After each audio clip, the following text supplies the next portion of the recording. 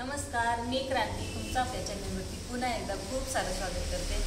तर आजचा विषय म्हणजे ॲनोमली स्कॅन, जे 5व्या महिन्यात केलं जाते सोनोग्राफी, त्याला ॲनोमली स्कॅन म्हणतात।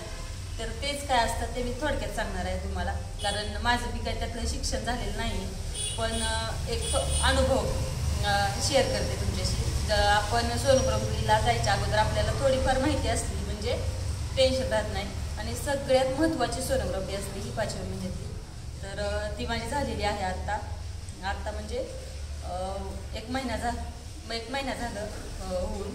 तर ती काय असते ते मी दाखवते तुम्हाला, सांगते थोडक्यात। तर त्या सोनोग्राफीमध्ये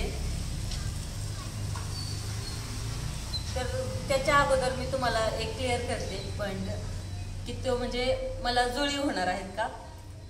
तर कारण सगळ्यांनाच प्रश्न पडला आमच्या नातेवाईकांमध्ये सुद्धा, कारण जेव्हा फर्स्ट प्रेग्नेन्सी होती तेव्हा आत्ता जेवढं बेबी बंप आहे तेवढा मला 9 मंथमध्ये होता, आणि आत्ता थोडं जास्त वाटते सगळ्यांनाच, कारण हायटेड लोकांना कमी बेबी बंप दिसतो।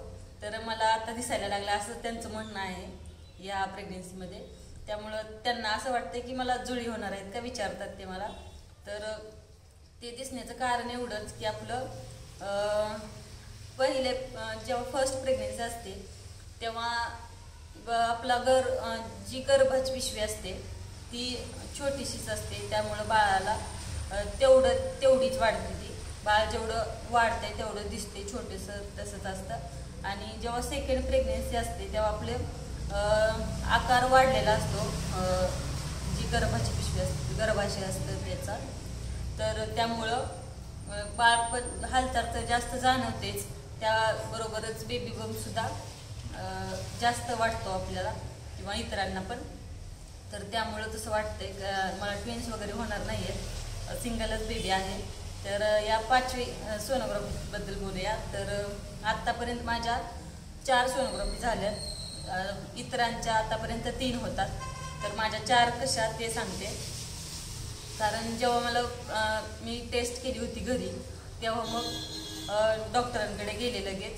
तर तेव्हा सोनोग्राफी केली तर त्यांनी सांगितलं की खूप लहान आहे बाळ, ठोके वगैरे काही जाणवत नाही, म्हणजे खूपच लहान आहे, अजून काहीच कळत नाही, तर तुम्हाला 15 दिवसांनी परत येऊन सोनोग्राफी करावी लागेल।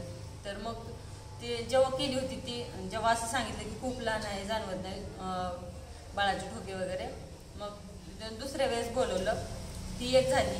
दुसऱ्या वेळेस बोलवलं तेव्हा ठोके वगैरे चेक केले, ती 2 झाल्या। त्यानंतर तिसरी ती म्हणजे NT स्कॅन केली, तर ह्या 3 सोनोग्राफी झाल्या।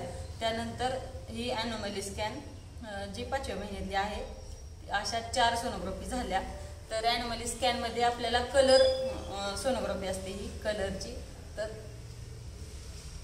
इथे बघू शकताय तुम्ही, इथे आपल्याला तिथे स्क्रीनवरती आपल्याला सगळे बाळाचे बॉडी पार्ट्स दाखवतात एक एक करून। तर इथे सुद्धा आपल्याला ते ज्यांचं याच्यामध्ये शिक्षण झालेलं आहे ते त्यांना बरोबर कळतं, आपल्याला एवढं त्याच्यामधलं कळत नाही। पण जेव्हा आपण स्क्रीनवर पाहत असतो तेव्हा ते आपल्याला दाखवतात, तर तेव्हा आपल्याला खूप तो एक वेगळाच अनुभव असतो, आणि तेव्हा कळतं पण आपल्याला, ते सांगतात त्यामुळं।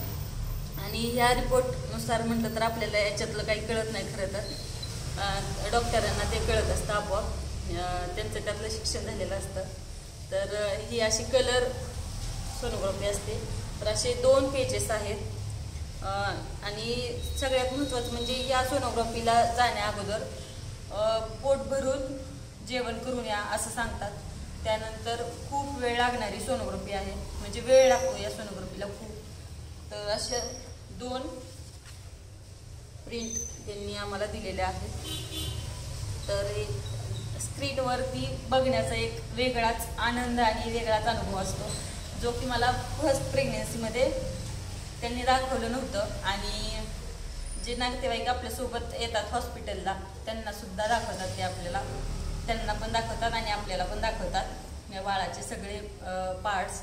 तर हे 5व्या महिन्याच्या सोनोग्राफीमध्ये बाळांचे सगळे अवयव तयार झालेत का, कोणता मिस तर नाही ना, किंवा काही प्रॉब्लेम तर नाही ना, ॲबनॉर्मल तर नाही ना, हे सगळं चेक करतात 5व्या सोनोग्राफीमध्ये, 5व्या महिन्याच्या सोनोग्राफीमध्ये।